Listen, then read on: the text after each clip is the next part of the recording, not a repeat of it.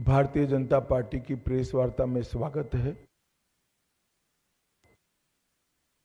कल बंगाल विधानसभा 2026 के चुनाव के प्रथम चरण में मतदान के सारे बंगाल के रिकॉर्ड तोड़ते हुए बंगाल की जनता ने अभूतपूर्व उत्साह और जोश के साथ बंगाल में परिवर्तन के लिए वोट डाला है।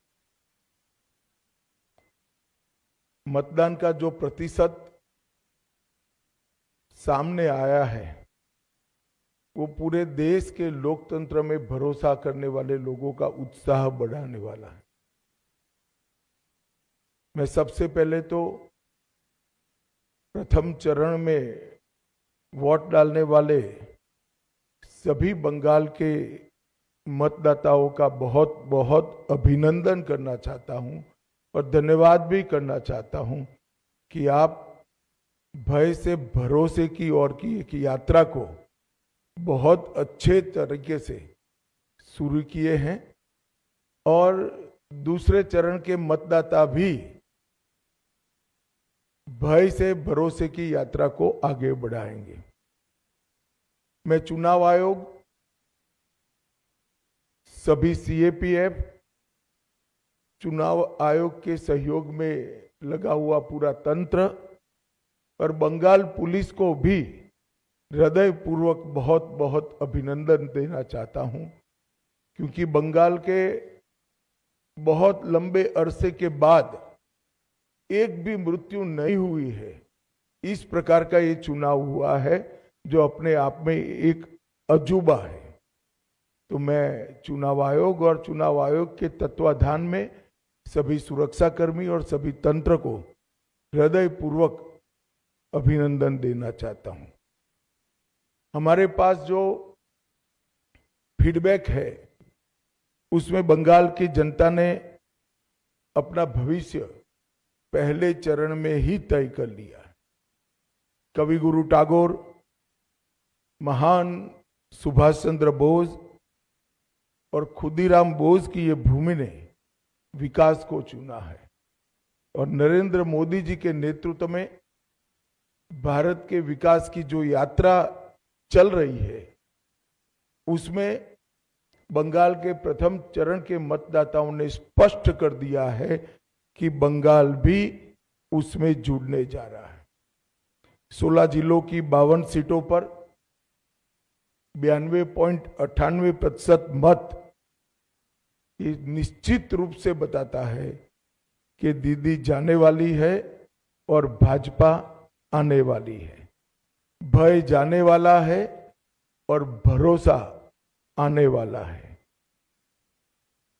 हमने कल देर रात तक हमारे सभी विधानसभा के कार्यकर्ताओं के साथ भारतीय जनता पार्टी बंगाल की टीम ने एक असेसमेंट करा है, जो पोलिंग हुई है वैसा इसका, और मैं स्पष्ट रूप से आपको बताना चाहता हूं 152 सीटों में से 110 से ज्यादा सीटें भारतीय जनता पार्टी जीतने जा रही है।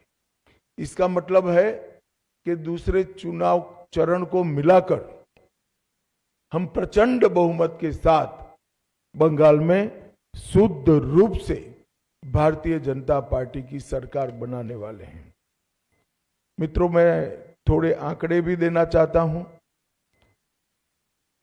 16 के चुनाव में 1278 लोग घायल हुए थे, 21 में 1681, 23 के पंचायत में 664 और 24 के आम चुनाव में 761। उसकी तुलना में 30 से कम लोग कल घायल हुए। ये बताता है कि बाय एंड लार्ज चुनाव शांतिपूर्ण तरीके से हुआ है और मृत्यु का आंकड़ा एक भी नहीं है। और ये जो चुनाव बढ़ा है, मतदान बढ़ा है, वो भारतीय जनता पार्टी की सरकार बनाने का, परिवर्तन का मतदान है। क्योंकि जिस तरह से प्रधानमंत्री जी और हमारे बाकी नेताओं की रैलियों को प्रतिसाद मिला है, रोड शो को प्रतिसाद मिला है, वो प्रतिसाद कल प्रथम चरण में बैलेट मशीन के अंदर बंद हो गया है। एक बहुत बड़ी आशंका यहां व्यक्त की जाती थी कि जन समर्थन तो है, मगर पोलिंग स्टेशन पर पहुंचेगा क्या? वो आशंका है आज समाप्त हो गई है और मुझे विश्वास है कि दूसरे चरण में और उत्साह के साथ मतदान होगा। अब दूसरे चरण की भी मतदाताओं की जिम्मेदारी है कि यही परिवर्तन के दौर को वो आगे बढ़ाएं। बहुत लंबे समय के बाद, जब कोई विपक्षी पार्टियां नहीं थी, हमारे देश की आजादी के बाद का वो दौर बात कर दीजिए, तो 5 तारीख के बाद अंग, बंग और कलिंग तीनों जगह भारतीय जनता पार्टी का शासन होगा, कमल का शासन होगा। और मैं मानता हूं ये निशानी हमारे पूर्वी भारत के लिए शुभांकर है।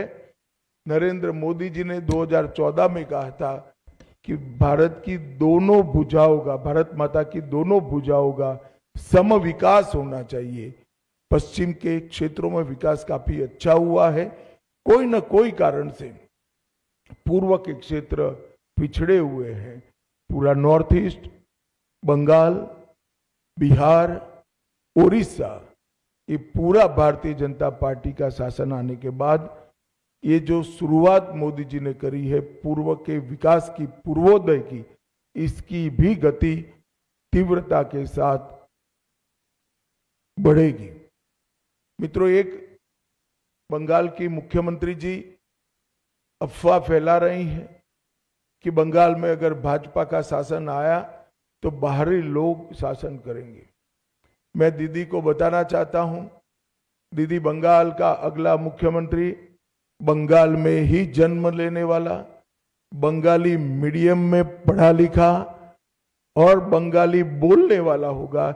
इतना ही है कि आपका भतीजा नहीं होगा, वो भारतीय जनता पार्टी का कार्यकर्ता होगा।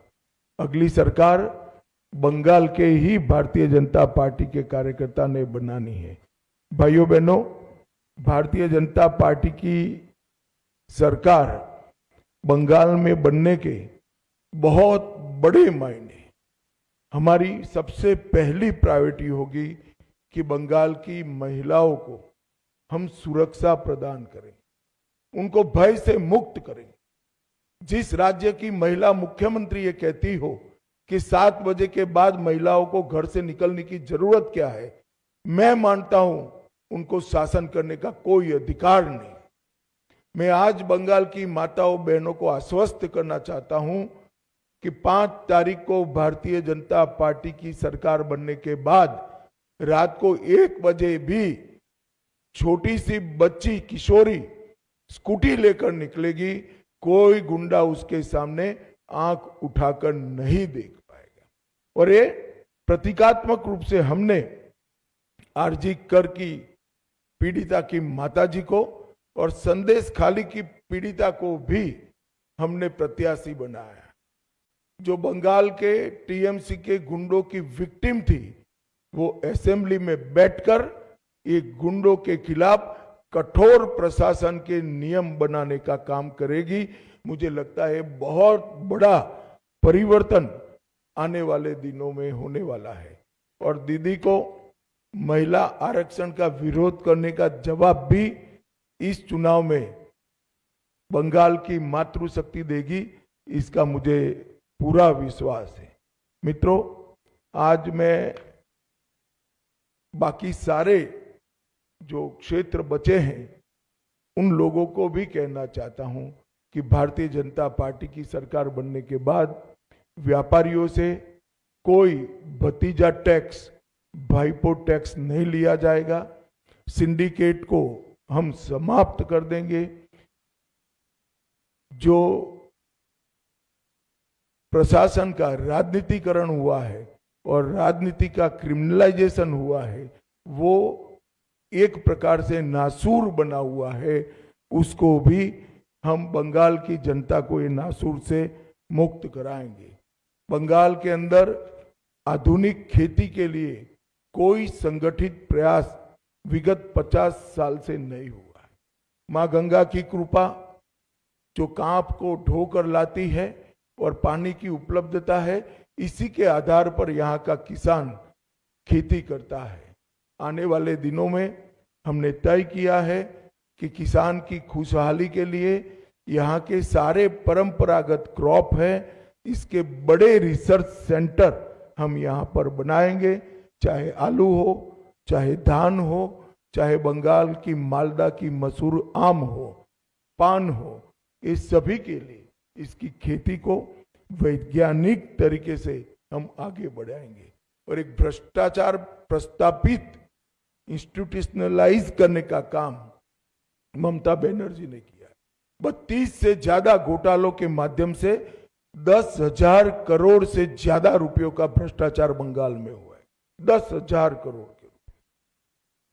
हमारी सरकार भ्रष्टाचार मुक्त पारदर्शी शासन तो देगी ही देगी, मगर जिन्होंने भ्रष्टाचार किया है इनके खिलाफ एक श्वेत व्हाइट पेपर जारी कर सारे भ्रष्टाचार के आरोपों की सुप्रीम कोर्ट के रिटायर्ड जज से जांच कराकर भ्रष्टाचारियों को कड़ी से कड़ी सजा दिलाने का काम करेंगे, जिससे आने वाले अनेक सालों तक यहां पर कोई भ्रष्टाचार की करने की हिम्मत न कर पाए। मित्रों, हमने अपील की है कि आप परिवर्तन करिए। बंगाल के मतदाताओं को अपील की है। परिवर्तन का मतलब एमएलए बदलना नहीं है। परिवर्तन का मतलब सरकार चलाने वाली पार्टी बदलना नहीं है। परिवर्तन का मतलब मुख्यमंत्री बनाना नहीं। परिवर्तन का मतलब है घुसपैठ मुक्त बंगाल बनाना, घुसपैठ न हो ऐसी सीमाएं बनाना, भ्रष्टाचार से मुक्त प्रशासन देना, तुष्टीकरण की राजनीति से बंगाल को पूर्णतया मुक्त कर देना, रंगदारी और सिंडिकेट राज समाप्त करना, विकास की तेज रफ्तार, उद्योगों के लिए लाल जाजम बिछाकर उनका स्वागत और इसके माध्यम से युवाओं के लिए रोजगारी को आगे बढ़ाना, आधुनिक इंफ्रास्ट्रक्चर और इन्वेस्टमेंट दोनों के लिए short term long term policy बनाना और संसाधन जुटाकर इसको जमीन पर उतारना, कानून का राज प्रस्तापित करना, कैडर के राज से बंगाल की जनता को मुक्त करना और प्रशासन पर राजनीतिक दबाव मुक्त कर देना। मित्रों, हजारों हेक्टर भूमि अनधिकृत एंक्रोचमेंट में है। हम आसाम की तर्ज पर बंगाल में भी अनधिकृत एंक्रोचमेंट पर बहुत बड़ा ड्राइव चलाकर ये जमीन को बंगाल के विकास के लिए हम मुक्त कराने का काम करेंगे। यहाँ पर धार्मिक उत्सवों पर हमले की जो परंपरा बनी है, हम सुनिश्चित करेंगे कि सभी प्रकार के धार्मिक उत्सव, चाहे रामनवमी हो, चाहे सरस्वती पूजा हो, चाहे दुर्गा विसर्जन हो, कोई इस पर हमला न कर पाए, वो सुनिश्चित करेंगे। अंत में मैं बंगाल की जनता को इतना ही कहना चाहता हूं, देश का एक बहुत बड़ा हिस्सा नरेंद्र मोदी जी के नेतृत्व में विकसित भारत की यात्रा में जुड़ चुका है। आपका प्यार, आपका उत्साह, आपका एक प्रकार का भरोसा, ये पूरे प्रचार अभियान में नरेंद्र मोदी जी के लिए सरफेस पर आकर दिखाई पड़ा है और मैं मानता हूं कि भरोसा वोट में कन्वर्ट होकर विजय भारतीय जनता पार्टी की कराएगा। मैं फिर से एक बार दूसरे चरण के सभी मतदाताओं को कहना चाहता हूं, भय मुक्त होकर मतदान करिए, अपनी इच्छा से मतदान करिए और मतदान में रेगिंग न हो, इसकी बहुत अच्छी व्यवस्था चुनाव आयोग ने की है। पुराने चुनाव भूल जाइए, आने वाले बंगाल के सुनहरे भविष्य के लिए हम मतदान करें और भारतीय जनता पार्टी की सरकार बनाएं। और फिर से एक बार अंत में पहले चरण के मतदाताओं का और इलेक्शन कमीशन की अगुवाई में जो सारा तंत्र है उसका बहुत बहुत अभिनंदन, धन्यवाद। धन्यवाद। प्रश्नोत्तर मौमिता चक्रवर्ती, जी 24 घंटा।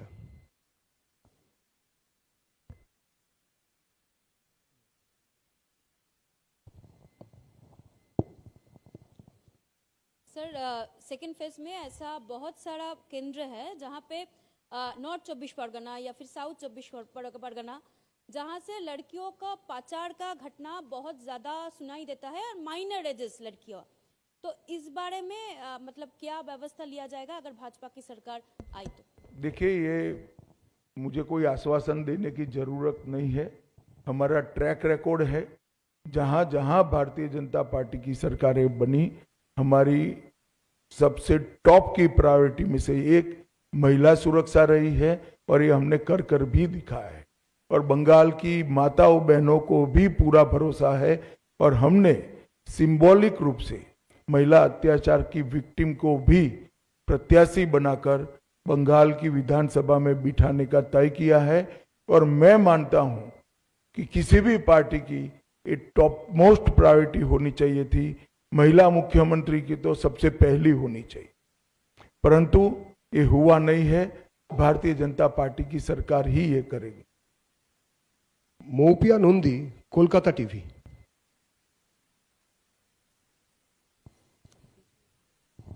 Good morning sir. सर, जो अगला जो नेक्स्ट दूसरा चरण पे जितने सारे सीटों में वोट है वो अभी तक आपके लिए थोड़ा सा टफ? नहीं, हमारे लिए तो पूरा बंगाल ही टफ था। 3 ही सीट थी हमारी। हमने ऐसे कई राज्य हैं जहां सीधी सरकारें बनाई, असम, त्रिपुरा, मणिपुर, ढेर सारे राज्य हैं ऐसे। और ये कोई नई बात नहीं है भारतीय जनता पार्टी। अभी तो हम 77 सीटों की पीठ पर बैठे हैं। यहां से सरकार बनाना बहुत सरल है और सरकारें भारतीय जनता पार्टी नहीं बनाती, सरकारें देश की जनता बनाती है, बंगाल की जनता बनाती है। हमने पूरे प्रचार में उत्साह देखा है। इस बार भाजपा की सरकार बनना सुनिश्चित है। आप भी भाजपा के लिए वोट कर दीजिए, आपका योगदान रजिस्टर्ड हो जाएगा। बैठिए। Rohit Khanna, times of India. Sir, 2 सवाल। Do you see, sir, this, and there is a palpable thing that, sir, there is a lot of anti-incumbency vote this time with the high turnout. Do you see, sir, this anti-incumbency vote fragmented? And also, do you see, sir, there will be a lot of seats where the winning margin will be very thin? मुझे तो tsunami दिख रही है भाई, और मुझे लगता है कि बहुत बड़े मार्जिन के साथ सीटें भी बढ़ेगी और सीट जीतने का मार्जिन भी बढ़ेगा। कल मैं मध्यम ग्राम में गया था, रात को जो नजारा दिखा है, मध्यम ग्राम में मैं चौथी बार प्रचार करने के लिए गया, पहली बार नहीं गया हूं।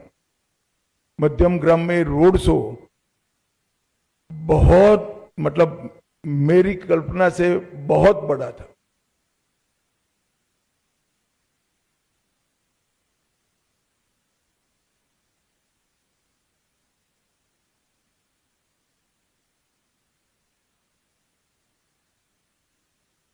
नहीं, देखिए, पहले कलकत्ता सिटी कांग्रेस के लिए वोट करता था, एक बार परिवर्तन हुआ और कम्युनिस्ट आए, फिर कम्युनिस्टों के लिए करता था, एक बार परिवर्तन हुआ, दीदी आई, अब दीदी के लिए करता है, इस बार परिवर्तन होगा, भाजपा आएगी और हर बार की तरह 30 साल तक भाजपा के साथ रहेगी।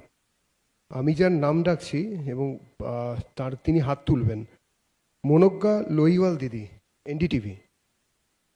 মনোজ্ঞা লোহিয়াল দিদি, एनडीटीवी।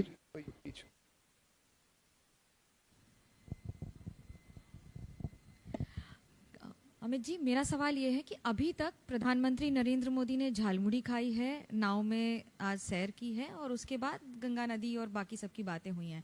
जो भी होता है उसे मुख्यमंत्री ममता बनर्जी कहती हैं या तो पब्लिसिटी स्टंट है या फिर बंगाल में एक जगह बनाने की ममता जी कोशिश का है। मानसिकता ऐसा है, मोदी जी बोलेंगे नहीं कभी, मगर गलती से बोल जाए टीएमसी को वोट दो तो कहे नो नो नो नहीं देना है, मोदी कहता है टीएमसी को वोट मत देना। अब ममता जी को कौन समझ सकता है?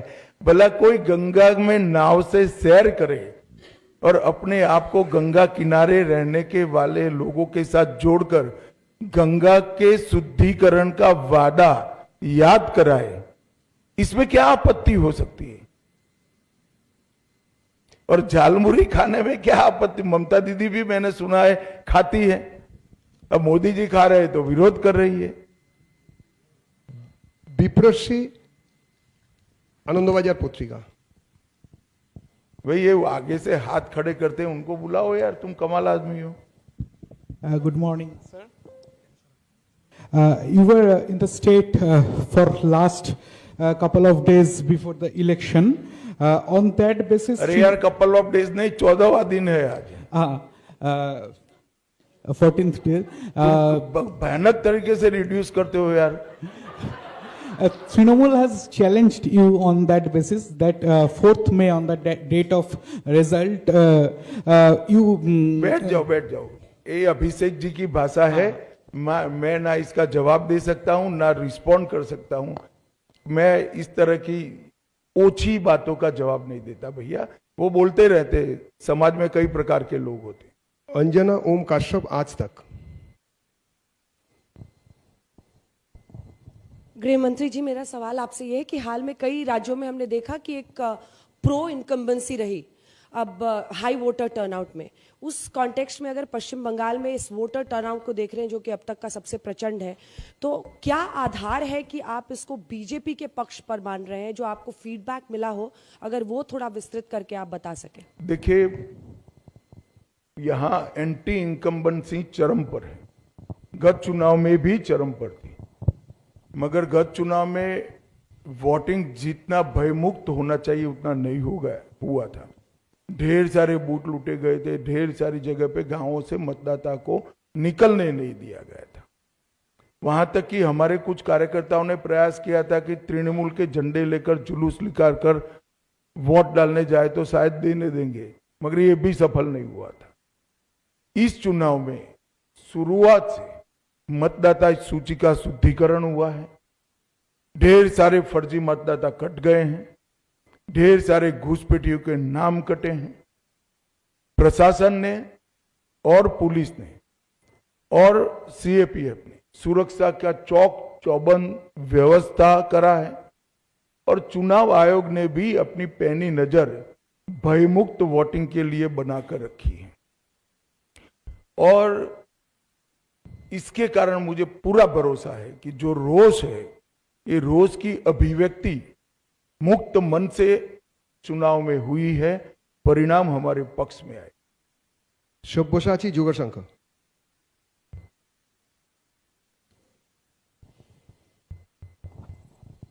सर, पहले दफा जो मतदान हुआ है इसमें आप लोग दावा कर रहे हैं कि 110 के ऊपर जाएगा, लेकिन तृणमूल कांग्रेस का दावा है ये एसआईआर के अगेंस्ट में वोट जा रहा है। इसके विषय में आपको क्या टिप्पणी है? कुछ नहीं कहना है, सबको जो भरोसा है वो बताना चाहिए जनता को।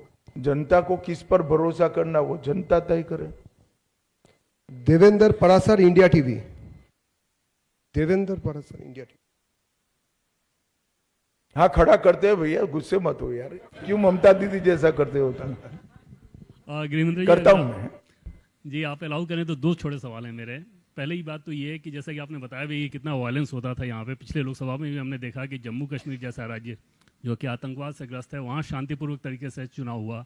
बंगाल में तब भी वायलेंस हुआ था, इस बार ऐसा नहीं हुआ। इसके पीछे सबसे बड़ी वजह क्या है, और क्या उल्टा लटका कर सीधा करने वाला फॉर्मूला काम कर रहा है? और दूसरा सवाल मेरा ये है कि आमतौर पे बंगाल में बहुत सारे एनालिस्ट एक नैरेटिव चलाते हैं, north Bengal versus south Bengal, पुरुष वोटर बनाम महिला वोटर्स, यूथ बनाम बुजुर्ग। क्या इस बार के चुनाव में आप लोगों का जो फीडबैक है वो काम एक कर रहा है? मुश्त होकर बंगाल के सब आयु वर्ग के, सब जेंडर के और सब हिस्सों से मतदाता भारतीय जनता पार्टी को वोट दे रहे हैं। मैं 3 दिनों से प्रेसिडेंसी में घूम रहा हूं, 3 दिनों से। मैं आपको बताता हूं, प्रेसिडेंसी इस बार नॉर्थ बंगाल से आगे रहेगी। गृह मंत्री Amit Shah ji, Nishant Kumar, Organiser English weekly से। आपने कहा कि इस चुनाव में प्रथम चरण में अभी तक कोई भी हत्या नहीं हुई, जो कि बहुत ही काबिल तारीफ है, लेकिन कुछ जगहों पर जो भाजपा के कैंडिडेट हैं उनके ऊपर आक्रमण हुआ, अटैक हुआ। सेकंड चरण में ऐसा ना हो ताकि जनता जो है और भी भरोसे के साथ भाजपा को वोट कर सके, इसको कैसे सुनिश्चित करेंगे? हमारा प्रतिनिधिमंडल आज चुनाव आयोग को मिलने वाला है। दूसरे चरण की व्यवस्था को और चुस्त करने के लिए हम चुनाव आयोग को हमारे सुझाव देने वाले। पीछे दे दो भाई, सेकंड रो में। अमित जी, आपने कहा कि आप 14 दिन से यहाँ पे हैं, शायद और 2-3 दिन यहाँ पे रहेंगे। पहली बार जो बंगाल में आपने इतना दिन बिताया, मैं आपसे पूछना चाहूंगा कि 3 ऐसे कुछ अनुभव आपका पास हुआ है जो पॉलिटिकल और अपॉलिटिकल है, जो आप अगले अपने पूरे जीवन तक याद रखेंगे बंगाल के बारे में, पॉलिटिकल और अपॉलिटिकल 3 अनुभव। देखिए, मैं कल का ही एक अनुभव बताता हूं। रोड शो में जबरदस्त भीड़ थी। किसी युवा व्यक्ति के लिए भी रोड शो में वहां खड़ा रहना ये बहुत कठिन था। शायद मैं न्यूट्रल मतदाता होता तो मैं भीड़ देखकर अपने घर चला जाता, वोट भाजपा को देता। इतनी भीड़ थी कल। एक वृद्ध माता जी, मेरा अंदाजे 80 साल की होगी, इतने धक्के खाकर वहां पर खड़ी थी। मैं अपनी धुन में गाड़ी में बैठ गया और उस वक्त मेरी नजर पड़ी कि माता जी कुछ हाथ हिलाकर कह रही है। मैं उतर कर गया। उन्होंने जिस प्रकार से मुझे आशीर्वाद दिया है, ये व्यक्तिगत बात नहीं है, ये भारतीय जनता पार्टी को उनका आशीर्वाद है। इतने धक्के खाकर भाजपा के समर्थन में वहां खड़ा रहना ही आशीर्वाद है। मगर फिर भी आगे आकर पुलिस की बैरिकेड को लगभग तोड़कर मिलकर आशीर्वाद दिया है। मैं मानता हूं ये मेरे जीवन का बहुत है। वो भी एक ऐसी ही माता जी ने भेंट किया हुआ है। और इस प्रकार के आशीर्वाद व्यक्तिगत जीवन में बहुत बड़ी ताकत और हौसला देते हैं। फिर ये भाईपो कितनी भी गाली बोले कोई असर नहीं होती है। जब इतनी बूढ़ी माँ आशीर्वाद देती है कुछ नहीं होता। विकास वादौड़िया, एनडीटीवी। हाथ खड़ा कीजिए।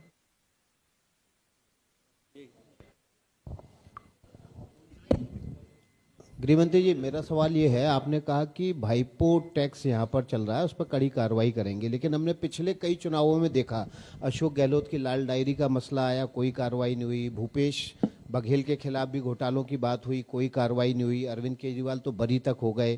तो जो बयानबाजी होती है वो चुनावी जुमला भर रह जाती, बाद में कड़ी कार्रवाई नहीं होती। ऐसा है, आपकी कार्रवाई से आपका रेफरेंस है, कोई कानून को सुने बगैर उठाकर बंद कर। जांच होता है, जांच में सहयोग नहीं करते हैं, देरी होती है। सैन सभी जिन्होंने भ्रष्टाचार किया है इसमें आएंगे ही आएंगे, आप भरोसा करिए।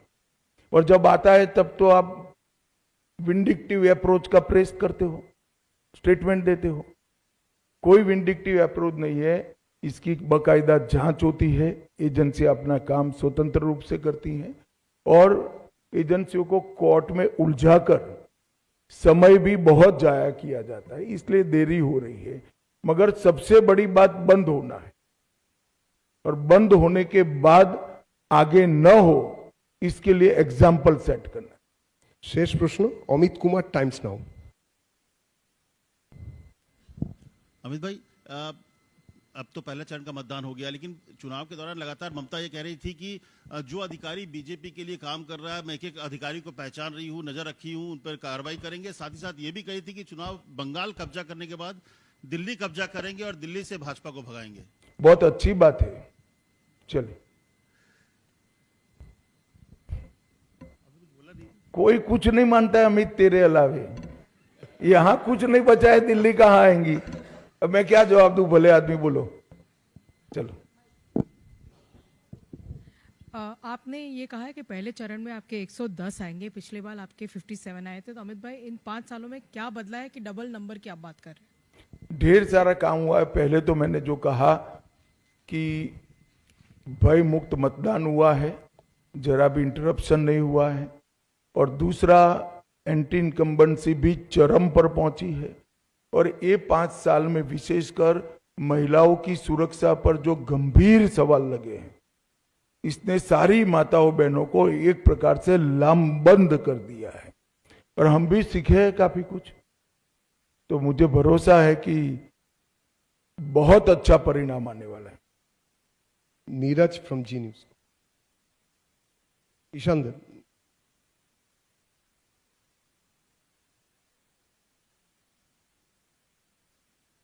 एक सेकंड।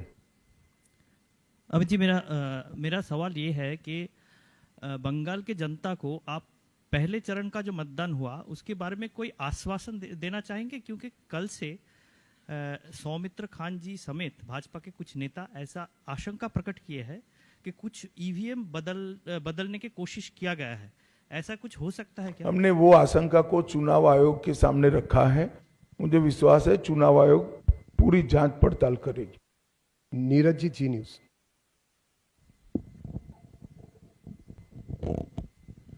अमित जी, कोलकाता के आसपास के बहुत से ऐसे इलाके हैं जहां पर बहुत सारे घर खाली मिल रहे हैं। कहा यह जा रहा है कि वहां पहले बांग्लादेशी रहते थे, अब वो लोग छोड़कर यहां से चले गए हैं।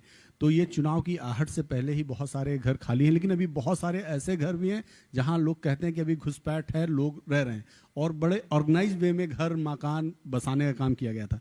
तो क्या आपको लगता है कि सरकार आने के बाद इनको सबको चिन्हित किया जाएगा और बारी बारी से सब खाली कराया जाएगा? नहीं, निश्चित रूप से हमारी पहले नंबर की प्रायोरिटी है बाढ़ पर सीमा का जो छिद्र है वो भरकर सीमा लगाना, एक एक घुसपैठियों को चिन्हित करना, घुसपैठियों को गलत पहचान पत्र बनाने वाले अफसरों को चिन्हित करना और बंगाल को घुसपैठियों से मुक्त बनाना, ये हमारा सबसे पहला प्रायोरिटी है।